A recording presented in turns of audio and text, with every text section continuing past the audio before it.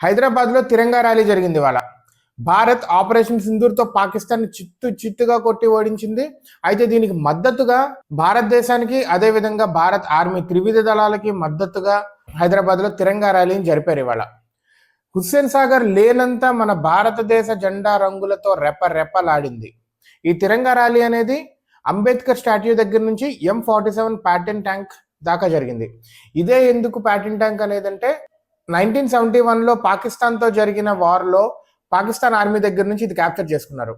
అయితే different walks of life నుంచి చాలా మంది జనాలు దీంట్లో పాల్గొన్నారు. స్టూడెంట్స్ కావచ్చు, ఎన్సీసీ వాళ్ళు కావచ్చు, డాక్టర్లు కావచ్చు, ఇంజనీర్లు కావచ్చు, పొలిటీషియన్స్ కావచ్చు, అందరూ పాల్గొన్నారు దీంట్లో. అయితే ఒక డాక్టర్ని అడగంగా ఎందుకు వచ్చారు మీరు, ఎలా వచ్చారంటే మేము డాక్టర్లు మెడికోస్ అందరం మాట్లాడుకొని వచ్చాము. అయితే ఎందుకు వచ్చారని అడిగితే జెండా వైపు చూపించి ఒక చిరునవ్వు నవ్వారు. దీంతో తెలుస్తుంది భారతదేశ జెండాని పట్టుకొని ఆయన ఎంత గర్వంగా ఫీల్ అవుతున్నారు. భారతీయులందరూ ఇది చూసి ఆనందంగా, గర్వంగా ఒకేసారి ఫీల్ అవుతున్నారు. మనం కూడా భారతదేశానికి, త్రివిధ దళాలకి మన మద్దతు మనకు నచ్చిన విధంలో తెలుపుదాం.